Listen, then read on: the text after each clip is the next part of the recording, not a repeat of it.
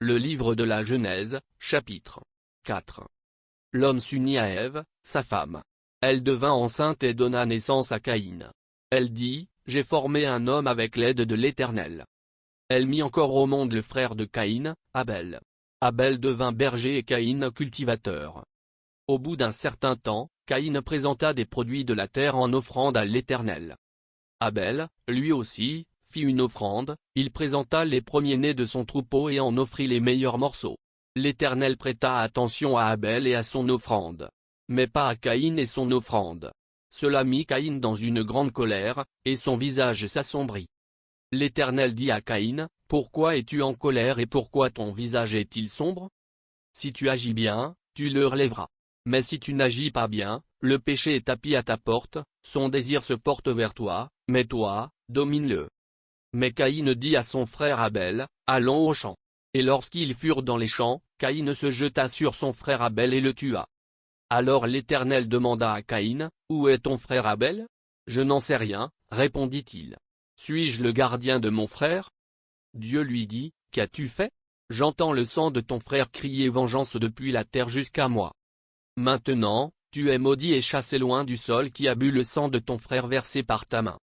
Lorsque tu cultiveras le sol, il te refusera désormais ses produits, tu seras errant et fugitif sur la terre. Caïn dit à l'Éternel, ma faute est trop lourde à porter. Voici que tu me chasses aujourd'hui loin du sol fertile, et je devrais me cacher loin de toi, je serai errant et fugitif sur la terre et si quelqu'un me trouve, il me tuera. L'Éternel lui dit, eh bien, si on tue Caïn, il sera vengé 7 fois. Et l'Éternel marqua Caïn d'un signe pour qu'il ne soit pas tué par qui le rencontrerait.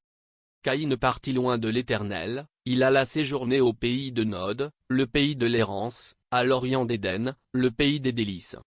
Caïn s'unit à sa femme, elle devint enceinte et mit au monde Enoch. Caïn bâtissait une ville qu'il appela Enoch, du nom de son fils. Enoch fut l'ancêtre d'Irad, qui eut pour descendants, Mehujaël, Methousaël et Lémec. Lémec prit 2 femmes pour épouses, l'une s'appelait Ada et l'autre Tsilla.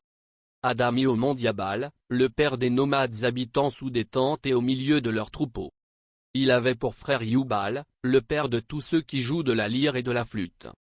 Tsilla, de son côté, mit au monde Tubal-Caïn, qui forgeait tous les instruments de bronze et de fer.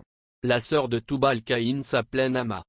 Lémec dit à ses femmes, Ada et Tsilla, écoutez-moi bien, femmes de Lémec, et prêtez l'oreille à ce que je dis, j'ai tué un homme pour une blessure et un jeune enfant pour prix de ma plaie.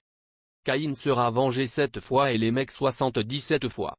Adam s'unit encore à sa femme et elle mit au monde un fils qu'elle nomma Seth car, dit-elle, Dieu m'a suscité une autre descendance pour remplacer Abel que Caïn a tué.